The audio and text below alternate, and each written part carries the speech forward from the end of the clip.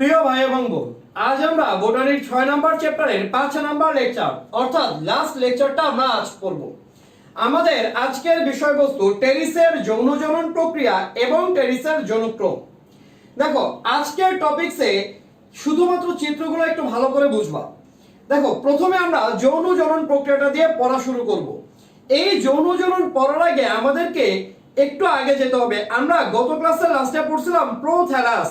ওই প্রোথ্যালাসে অ্যানথেরিডিয়াম এবং আর্কিগোনিয়াম অর্থাৎ পুং যৌনাঙ্গ এবং স্ত্রী যৌনাঙ্গ দুইটাই বিদ্যমান ছিল। এই কারণে প্রোথ্যালাসকে বলা হয় সহবাসী এবং এই যৌনজনন প্রক্রিয়াটা মূলত সম্পাদিত হবে প্রোথ্যালাসে। ক্লিয়ার? তাহলে যৌনজনন সম্পাদিত হয় কোথায়? প্রোথ্যালাসে। এবার যৌনজননে 4টা ধাপ আছে: আর্কিগোনিয়াম, অ্যানথেরিডিয়াম, নিষেক প্রক্রিয়া এবং নতুন স্পোরোফাইট উদ্ভিদ সৃষ্টি। এবার এই 4টা ধাপ আমরা ক্রমান্বয়ে পড়ব।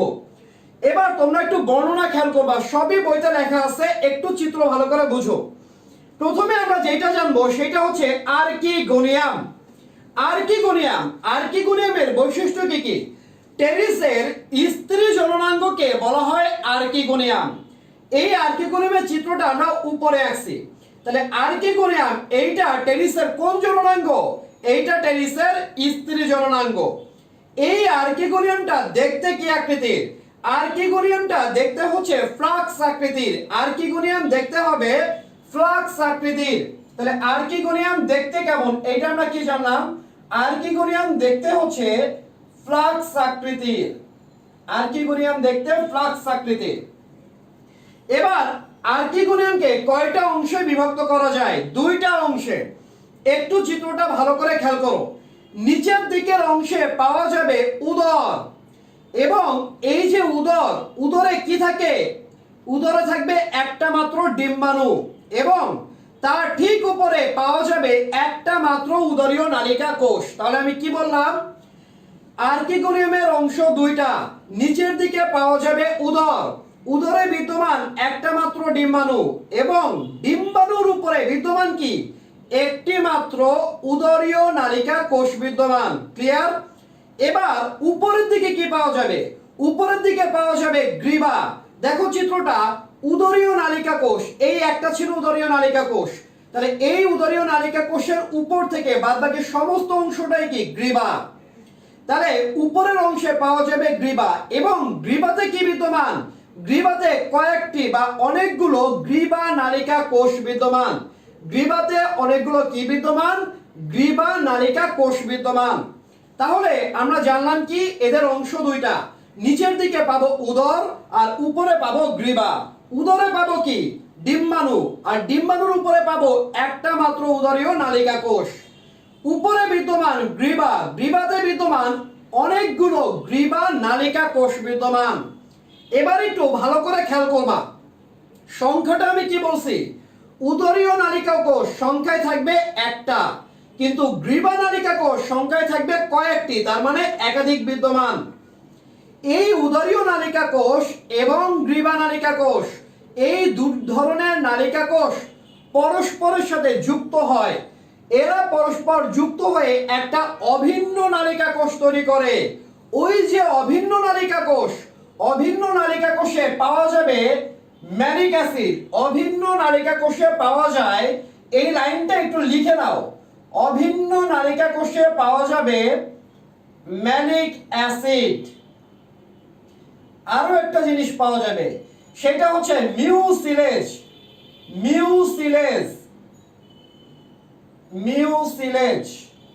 তাহলে অভিন্ন নালী তৈরি হবে কিভাবে? গ্রীবা নালিকা কোষ এবং উদরীয় নালিকা কোষ এই দুটো মিলিত হয়ে গঠন করবে অভিন্ন নালিকা কোষ। ওই অভিন্ন নালিকা কোষে কি পাওয়া যাবে? ম্যালিক অ্যাসিড পাবো আর মিউসিলেজ পাওয়া যাবে। ক্লিয়ার? তাহলে এবার এইখান থেকে একটু খেয়াল করো, এই যে ম্যালিক অ্যাসিড, এই ম্যালিক অ্যাসিড পাওয়া যাবে কোন অংশে?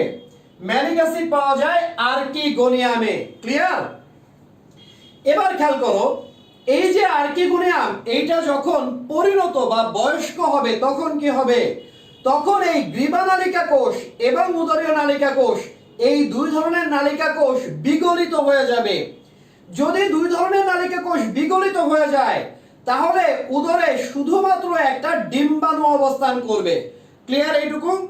এইটা ছিল আর্কিগোনিয়ামের বর্ণনা।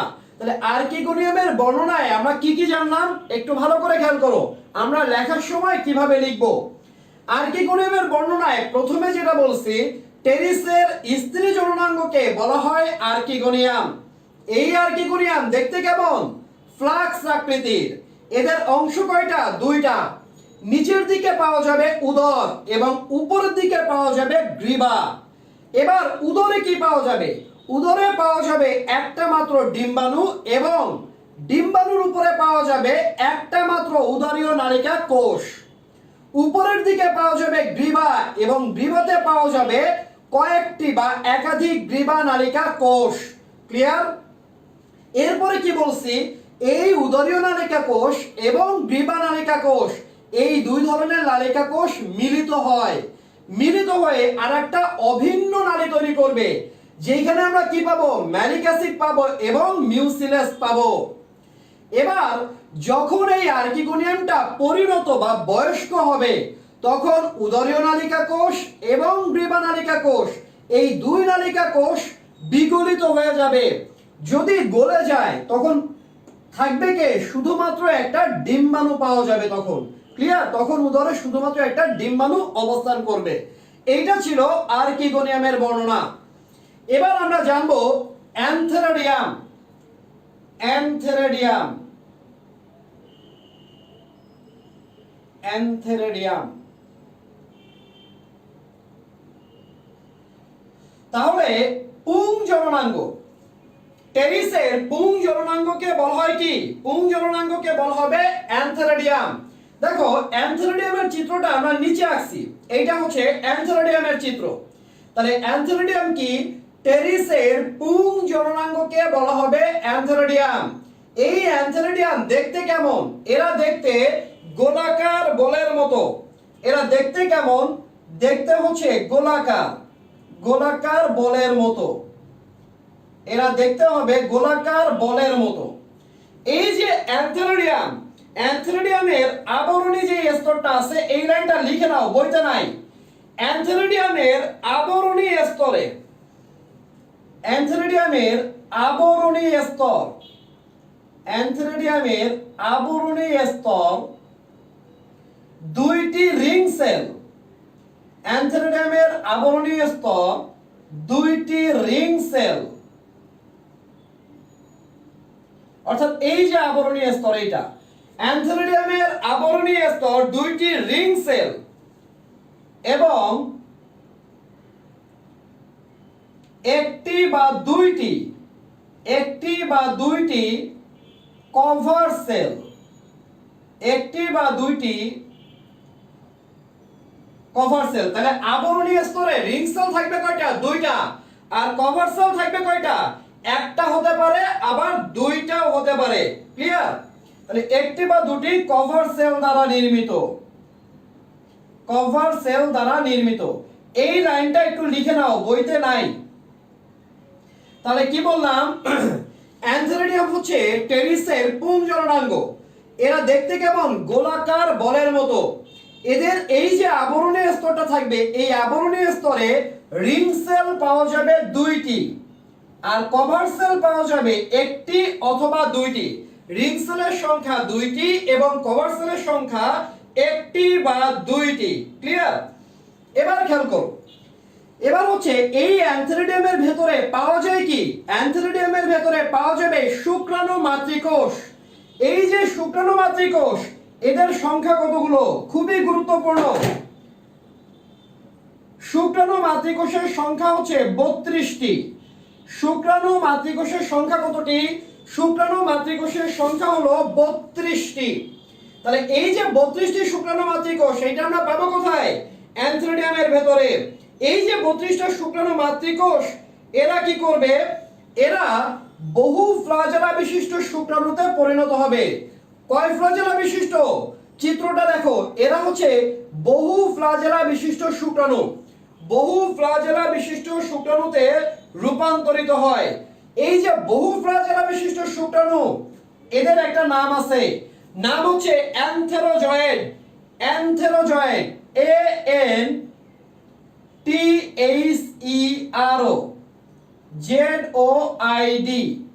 বহু ফ্লাজেলা বিশিষ্ট শুক্রাণু বা হচ্ছে অ্যানথেরোজয়েড। ক্লিয়ার? বহু ফ্লাজেলা বিশিষ্ট শুক্রাণু বা অ্যানথেরোজয়েড, এইটা পরীক্ষার জন্য খুবই গুরুত্বপূর্ণ। এই যে বহু ফ্লাজেলা বিশিষ্ট শুক্রাণু এরা কি করবে, এরা হচ্ছে এই যে অ্যানথেরিডিয়ামের যে আবরণী আছে এই আবরণী প্রাচীরটাকে বিদীর্ণ করে বাইরে উন্মুক্ত হবে এবং বৃষ্টির পানিতে বা পানির মাধ্যমে এরা সাঁতার কেটে স্থানান্তরিত হবে। সাঁতার কেটে এরা স্থানান্তরিত হয়। তাহলে অ্যানথেরোজয়েড এরা কয় ফ্লাজেলা বিশিষ্ট?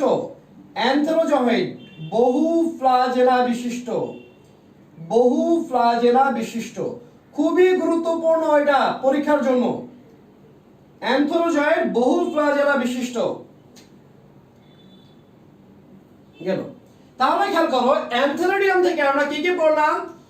টেরিসের পুং জলনাঙ্গকে বলা হয় অ্যানথেরিডিয়াম। দেখতে কেমন? এরা দেখতে গোলাকার বলের মতো। এদের আবরণী স্তর, এই চারিদিকে যে আবরণী স্তর আছে এটা দুইটা রিং সেল এবং একটি বা দুইটা কভার সেল দ্বারা গঠিত। অ্যানথেরিডিয়ামের ভেতরে শুক্রাণু মাতৃকোষ থাকবে কতগুলো? 32টি। এই শুক্রাণু মাতৃকোষগুলো এরা কি হবে? বহু ফ্লাজেলা বিশিষ্ট শুক্রাণুতে রূপান্তর হয় এবং এরা কি করবে? অ্যানথেরিডিয়ামের প্রাচীর বিদীর্ণ করে বাইরে উন্মুক্ত হয়। বাইরে যখন উন্মুক্ত হয় তখন এই বহু ফ্লাজেলা বিশিষ্ট শুক্রাণুটা পানিতে সাঁতার কেটে স্থানান্তরিত হয়। এই বহু ফ্লাজেলা বিশিষ্ট শুক্রাণুর নাম কি? অ্যানথেরোজয়েড। তাহলে টেরিসের শুক্রাণু কয় ফ্লাজেলা বিশিষ্ট? একটা, দুইটা নাকি বহু? বহু ফ্লাজেলা বিশিষ্ট। শুক্রাণু মাতৃকোষের সংখ্যা কয়টি? 32টি। ক্লিয়ার? গেল। এবার 3 নম্বরে আমরা যেটা জানবো সেটা হচ্ছে নিষেক প্রক্রিয়া। দেখো আমরা সবাই জানি নিষেক। নিষেক মানে কি? পুং গ্যামেট এবং স্ত্রী গ্যামেট এই দুটোর মিলন প্রক্রিয়াকে বলা হয় কি? নিষেক প্রক্রিয়া। আমরা একটু আগে দেখো খেয়াল করলাম যে আর্কিগোনিয়াম থেকে নিঃসৃত হবে কি? Malic acid. আর্কিগোনিয়াম থেকে নিঃসৃত হয় কি? Malic acid. আবার অ্যানথেরিডিয়ামের ভেতরে জানলাম কি? এরা বহু ফ্লাজেলা বিশিষ্ট। এরা স্থানান্তরিত হবে কিভাবে? অ্যানথেরিডিয়ামের শুক্রাণু বহু ফ্লাজেলা বিশিষ্ট। এরা মানে স্থানান্তরিত হবে কার মাধ্যমে? পানির মাধ্যমে। ক্লিয়ার? এবার নিষেক।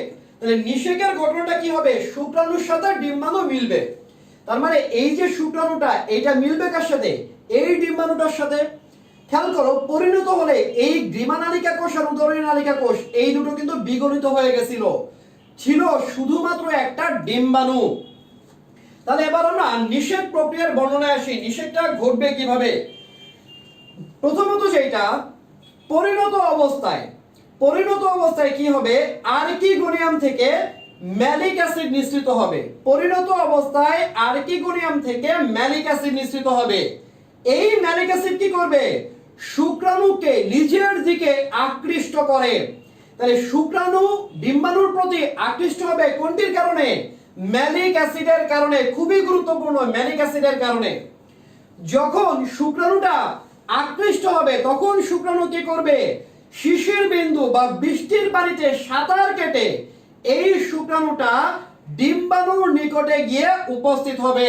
তখন কি হবে? শুক্রাণু এবং ডিম্বাণুর মিলন হবে। শুক্রাণু এবং ডিম্বাণুর মিলনকে আমরা কি বলি? শুক্রাণু এবং ডিম্বাণুর মিলনকেই আমরা বলি হচ্ছে নিষেক। এই যে শুক্রাণু এবং ডিম্বাণু এই দুটো মিলিত হলো, এই দুটোর মিলনকেই নিষেক বলে। আর নিষেকের ফলে আমরা কি পাবো? নিষেকের ফলে সৃষ্ট যে জাইগোট, ওই জাইগোটকে বলা হয় উস্পোর। নিষেকের ফলে সৃষ্ট জাইগোটকে বলে উস্পোর। তাহলে নিষেকের ফলে যে জাইগোটটা পাওয়া যায় ওই জাইগোটকেই আমরা বললাম কি? উস্পোর। ক্লিয়ার এইটুকু? তাহলে শুক্রাণু এবং ডিম্বাণুর মিলন ঘটে গেছে। এবার লাস্টে কি হবে? লাস্টে নিষেক হলো, জাইগোটও পাইলাম বা উস্পোরও পাইলাম। এবার এইখান থেকে নতুন স্পোরোফাইটিক উদ্ভিদ সৃষ্টি হবে। এই যে নতুন স্পোরোফাইটিক উদ্ভিদটা আমরা পাবো, এইটা কিভাবে পাবো? এইখানে খেয়াল করো, যেই উস্পোরটা পাওয়া যায় এটা হচ্ছে স্পোরোফাইটের প্রথম কোষ। উস্পোর হলো স্পোরোফাইটের প্রথম কোষ। এই ওএস4 এইটা ক্রমাগত বিভাজিত হবে। এই ওএস4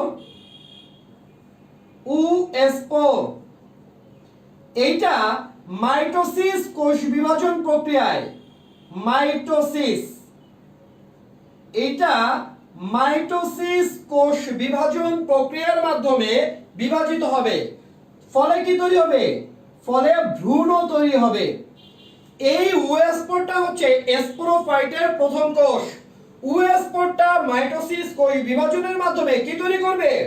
ভ্রূণ তৈরি করবে। এই ভ্রূণটা ক্রমাগত বিকশিত হয়। বিকশিত হলে কি তৈরি করবে? মূল কাণ্ড পাতা তৈরি করবে। মূল কাণ্ড পাতা। ফলে কি হবে? মূল কাণ্ড এবং পাতা বিশিষ্ট নতুন একটি স্পোরোফাইটিক উদ্ভিদ গঠন হবে। ক্লিয়ার? তাহলে স্পোরোফাইটের প্রথম কোষের নাম কি? ওএস4। এরা মাইটোসিস কোষ বিভাজনের মাধ্যমে ভ্রূণ তৈরি করবে। এই ভ্রূণটা বিকশিত হয়ে কি তৈরি করবে? মূল কাণ্ড এবং পাতা বিশিষ্ট নতুন স্পোরোফাইট গঠন করবে। এইখানে অবশ্যই মনে রাখবা এনবি দিয়ে, এইটা অবশ্যই খেয়াল রাখতে হবে। দেখো, এই যে মাটিতে মূল যদি প্রবেশ করে তাহলে প্রোথালাসটা শুকিয়ে যায়। আমরা এই যৌনজনন প্রক্রিয়াটা পড়তেছি কোথায়? প্রোথালাসে।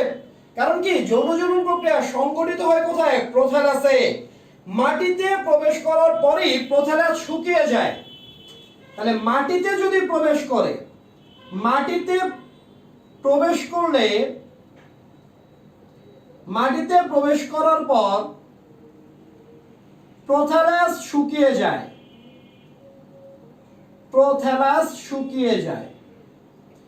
তাহলে মূল যখন মাটিতে প্রবেশ করবে তখন প্রোথালাসটি শুকিয়ে যাবে। আর যখন প্রোথালাসটা শুকিয়ে যাবে তখন কি হবে? তখন এই যে আমরা নতুন স্পোরোফাইটিক উদ্ভিদ পাইছি, এই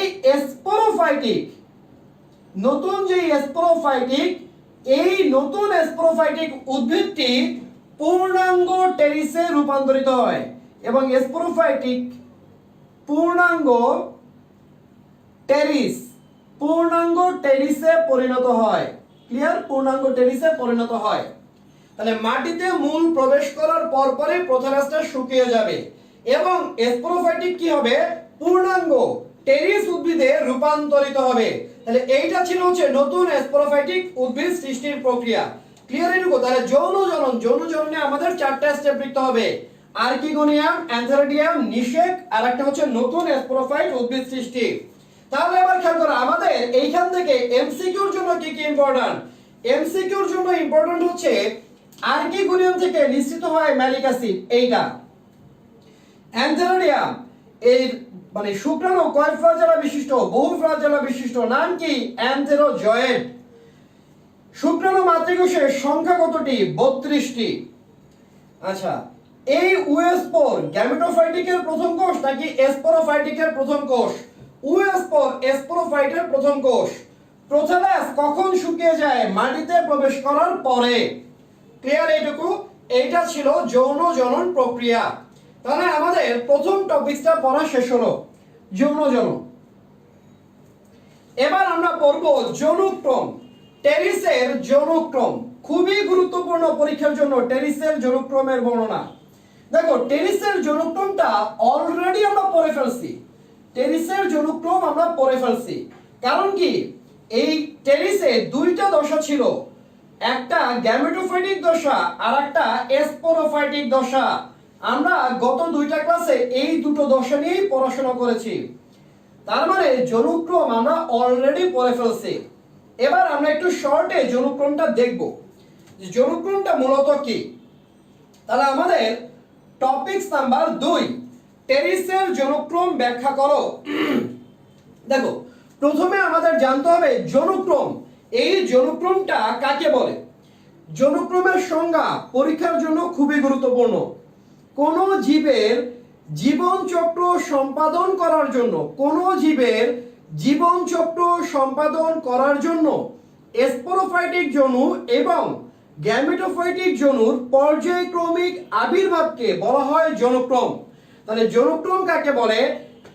কোন জীবের জীবনচক্র সম্পাদন করার জন্য গ্যামেটোফাইটিক জনু এবং স্পোরোফাইটিক জনুর পর্যায়ক্রমিক আবির্ভাবকে বলা হয় যৌনক্রম। তাহলে যৌনক্রমে দশা থাকবে কয়টা বা পর্যায় থাকবে কয়টা? দুইটা, একটা গ্যামেটোফাইটিক পর্যায় আর একটা কি স্পোরোফাইটিক পর্যায়। ক্লিয়ার? তো এবার আমরা যৌনক্রমে যাব।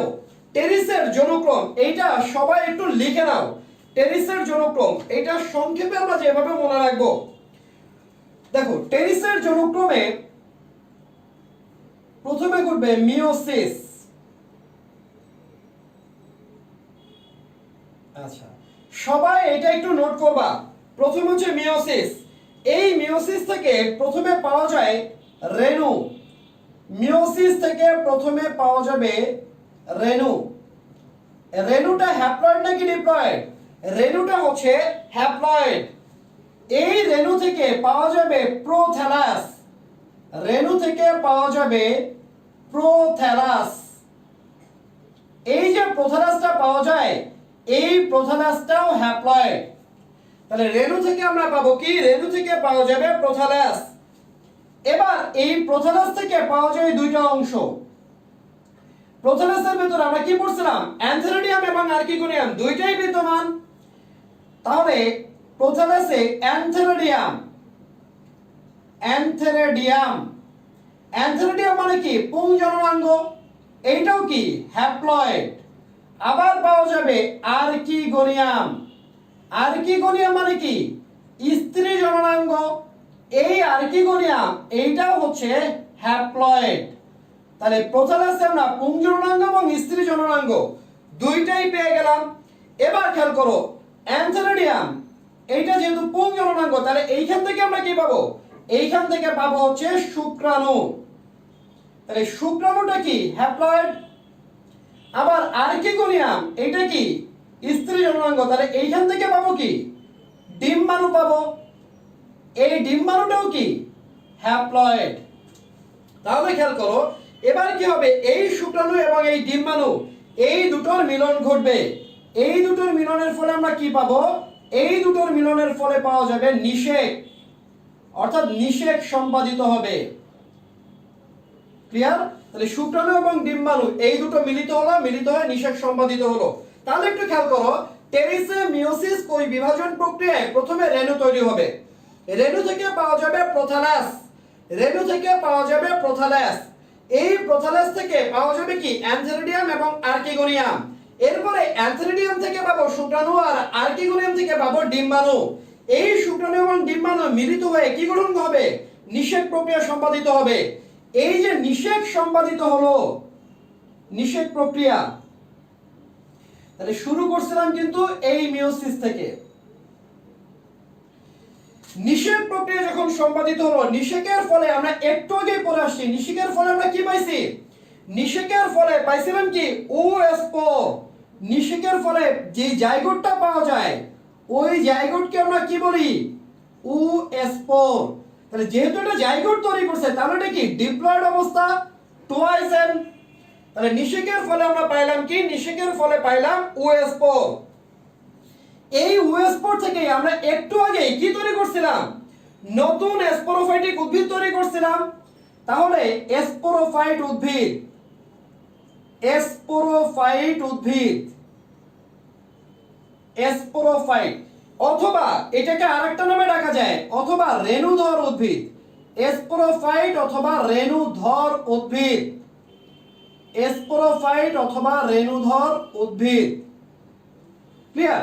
এই স্পোরোফাইট বা রেণুধর উদ্ভিদ এইখান থেকে আবার কি পাওয়া যাবে? এইখান থেকে তৈরি হবে সোরাস। আমরা গত ক্লাসের আগের ক্লাসে পড়ছিলাম সোরাস, মনে আছে?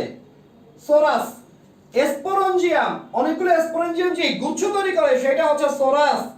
এই যে সোরাস এইটাও কি? ডিপ্লয়েড, টুয়াইজেন। ক্লিয়ার? আচ্ছা, এই যে স্পোরোফাইটিক রেণুধর উদ্ভিদ এইটাও টুয়াইজেন। এই যে সোরাস পাইলাম, এই সোরাস থেকে আমরা কি পাবো? সোরাস থেকে পাওয়া যাবে রেণুস্থলী। সোরাস থেকে পাওয়া যাবে রেণুস্থলী। এই যে রেণুস্থলী, এইটাও হচ্ছে ডিপ্লয়েড বা টয়েজেন, এইটা অংশগ্রহণ করবে মিওসিস কোষ বিভাজন প্রক্রিয়ায়। তাহলে এইখানে যে অংশটা আমরা পাইলাম, খেয়াল করো, মিওসিস টু নিষেক, এই যে অংশটুকু,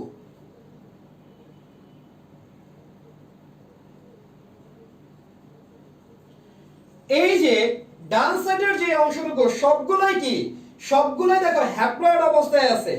আবার এই পাশে বাঁ সাইডের যে অংশটুকু আছে, এই অংশটুকু সম্পূর্ণটাই কি ডিপ্লয়েড অবস্থায় বিদ্যমান। তাহলে আমরা হ্যাপ্লয়েড যেটা সেটাকে কি বলি, গ্যামিটোফাইটিক যৌন। হ্যাপ্লয়েড হচ্ছে গ্যামিটোফাইটিক যৌন। তাহলে এইটা কি গ্যামিটোফাইটিক, গ্যামিটোফাইটিক যৌন, গ্যামিটোফাইটিক যৌন। তার মানে কি এটা হ্যাপ্লয়েড। তাহলে ডিপ্লয়েড যেটা আছে, ডিপ্লয়েডটা কোনটা, স্পোরোফাইটিক যৌন। ডিপ্লয়েড হচ্ছে স্পোরোফাইটিক যৌন। তাহলে এইটা হচ্ছে স্পোরোফাইটিক, স্পোরোফাইটিক যৌন। ক্লিয়ার এইটুকু? তাহলে এইটা ছিল হচ্ছে মানে টেরিসের যৌনক্রম। এবার এখান থেকে একটা কোশ্চেন আসে, তাহলে খেয়াল করো টেরিসের জীবনচক্রে কি গ্যামেটোফাইটিক যৌন এবং স্পোরোফাইটিক যৌন দুইটাই প্রয়োজন। ক্লিয়ার? তাহলে যাদের জীবনচক্র সম্পাদন করার জন্য গ্যামেটোফাইটিক যৌন এবং স্পোরোফাইটিক যৌন দুইটারই পর্যায়ক্রমে আবর্তন হয় তাদেরকে বলা হবে যৌনক্রম। এখন টেরিসের যৌনক্রমে দুইটাই বিদ্যমান আছে। যেই জীবনচক্রে গ্যামেটোফাইটিক যৌন এবং স্পোরোফাইটিক যৌন, এই যে দুটো দশা, দুটো দশাই সমান, তাকে বলা হয় ডিপ্লোবায়োন্টিক যৌনক্রম, ডিপ্লোবায়োন্টিক যৌনক্রম। তবে আমরা গতদিনে পড়ে আসছিলাম যে টেরিসের যৌনক্রমটা হিটারোমরফিক, টেরিসের যৌনক্রম হিটারোমরফিক যৌনক্রম। কেন টেরিসের যৌনক্রমটা হিটারোমরফিক যৌনক্রম? কারণ টেরিসের যৌনক্রমে স্পোরোফাইটিক, স্পোরোফাইটিক যে পর্যায়টা আছে এইটা বেশ দীর্ঘ, স্পোরোফাইটিক পর্যায়টা দীর্ঘ, কিন্তু গ্যামেটোফাইটিক পর্যায় বা গ্যামেটোফাইটিক যৌনটা হবে সংক্ষিপ্ত। এবং দুইটা পর্যায় অর্থাৎ উভয় পর্যায়ই আকার আকৃতিতে পরস্পর থেকে ভিন্ন প্রকৃতির এবং স্বতন্ত্র। এই যৌনক্রমকে বলা হয় বিষম আকৃতির যৌনক্রম বা হিটারোমরফিক যৌনক্রম। তাহলে টেরিসের জীবনচক্রে দীর্ঘ কোনটা, স্পোরোফাইটিক যৌন, আর সংক্ষিপ্ত কোনটা, গ্যামেটোফাইটিক যৌন। এবং দুটো যৌন বা দুটো দশাই পরস্পর থেকে আলাদা এবং স্বতন্ত্র। এই কারণে টেরিসের জীবনচক্রকে বলা হয় বিষম আকৃতির বা হিটারোমরফিক যৌনক্রম। ক্লিয়ার? টেরিসের যৌনক্রম পরীক্ষার জন্য খুবই গুরুত্বপূর্ণ, টেরিসের যৌনক্রম গেল। তাহলে আমাদের দ্বিতীয় টপিক শেষ হলো যৌনক্রম।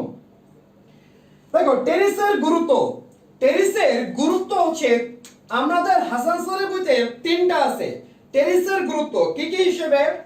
এই যে টেরিস, টেরিস কি করবে, আমরা টেরিসকে শাক হিসেবে খেতে পারি, আবার টেরিসকে জমিতে সার হিসেবে ব্যবহার করা যায়, আবার এই টেরিস আমাদের ঘরের সৌন্দর্য বর্ধনের কাজ করে। তাহলে টেরিসের গুরুত্ব তিনটা, আমরা শাক হিসেবে খেতে পারি, জমিতে সার হিসেবে ব্যবহার করা যাবে, আবার টেরিস ঘরের সৌন্দর্য বর্ধনের কাজ করে। ক্লিয়ার? এই গুরুত্বটা মূলত এমসিকিউতে আসে। গেল। এবার 4 নাম্বার পয়েন্ট, 4 নাম্বার টপিকসে খেয়াল করো, রিক্সিয়া এবং টেরিসের পার্থক্য লিখো। তার মানে কি, রিক্সিয়া কি ব্রায়োফাইটা, আর টেরিস মানে কি টেরিডোফাইটা। আমরা ব্রায়োফাইটা এবং টেরিডোফাইটা দুইটারই বৈশিষ্ট্য পড়ে আসছি, তার মানে ওই বৈশিষ্ট্য থেকে আমরা কি লিখতে পারবো, পার্থক্য লিখতে পারবো। তার মানে পার্থক্যটা আসলে আমরা আগেই পড়ে আসছি। রিক্সিয়া আর টেরিসের পার্থক্য, তার মানে ব্রায়োফাইটা এবং টেরিডোফাইটার পার্থক্য লিখো। দুইটার বৈশিষ্ট্যই আলাদা করে পার্থক্য আকারে লিখবা। ক্লিয়ার? তাহলে আমাদের এই 6 নম্বর চ্যাপ্টারের পড়া শেষ হলো। আমাদের আগামী দিন এই 6 নম্বর চ্যাপ্টারের উপরে পরীক্ষা থাকবে। সবাই 6 নম্বর চ্যাপ্টারটা ভালো করে পড়বা, অবশ্যই চিত্রগুলো ভালো করে আঁকা প্র্যাকটিস করবা। ক্লিয়ার? সবাইকে ধন্যবাদ।